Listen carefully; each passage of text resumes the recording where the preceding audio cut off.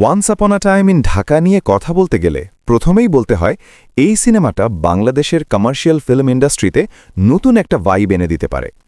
শুরু থেকেই মুভিটা দর্শককে টেনে রাখে তার ডার্ক টোন আর ইন্টেন্স প্রেজেন্টেশনের জন্য। বিশেষ করে শাকিব খানের লোক আর অভিনয় এখানে একদম আলাদা লেভেলের, যেটা তার আগের অনেক কাজ থেকে সম্পূর্ণ ভিন্ন মনে হয়। গল্পটা মূলত পুরনো ঢাকার আন্ডারওয়ার্ল্ডকে ঘিরে, যেখানে ক্ষমতা, বিশ্বাসঘাতকতা আর ব্যক্তিগত আবেগ একসাথে মিশে গেছে। সিনেমার প্রতিটা ধাপে একটা টান উত্তেজনা থাকে, আর দর্শক সহজে আন্দাজ করতে পারে না পরের মুহূর্তে কি হতে যাচ্ছে। এই জায়গাটাই মুভিটাকে আরও ইন্টারেস্টিং করে তোলে। টেকনিক্যাল দিক থেকেও সিনেমাটা বেশ শক্তিশালী।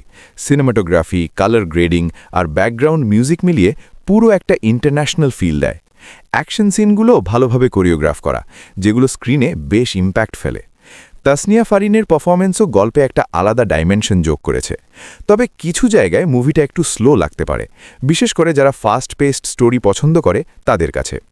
তবুও সামগ্রিকভাবে দেখলে এটা শাকিব খানের কেরিয়ারের অন্যতম ডিফারেন্ট এবং সাহসী প্রজেক্ট বলা যায়।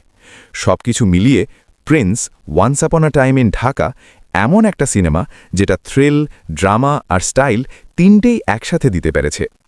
আমার মতে এই মুভিটা সহজেই 8.5 থেকে 9/10 রেটিং পাওয়ার মতো, আর হলে গিয়ে দেখলে অভিজ্ঞতাটা আরও ভালো লাগবে।